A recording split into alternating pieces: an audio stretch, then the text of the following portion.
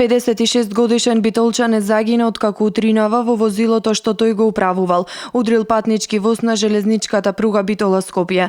Од силината на ударот такси возилото било влечено 300 метри по шините, при што возачот го загубил животот. Како што соопшти денеска Министерството за внатрешни работи, патничкиот воз број 540 кој се обраќал на релација Битола Скопје со моторна гарнитура број 711 001, собственост на Македонски железници, која била управувана од машиновозачот ДС од Скопје, удрила во патничко моторно возило Hyundai со битолски регистарски ознаки, управувано од машко лице. Јавен обвинител од Основното јавно обвинителство Битола изврши увид на лице место. Издадени се наредби за обдукција на телото на починатиот и анализа на крв за утврдување на евентуално присуство на алкохол. По проверките направени на лице место утврдено е дека нема присуство на алкохол кај машиновозачот.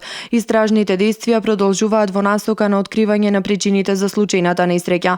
Возот од Битола тргнува во 5 часот и 25 минути, а несреќата според информациите се случила во 5 часот и 31 минута.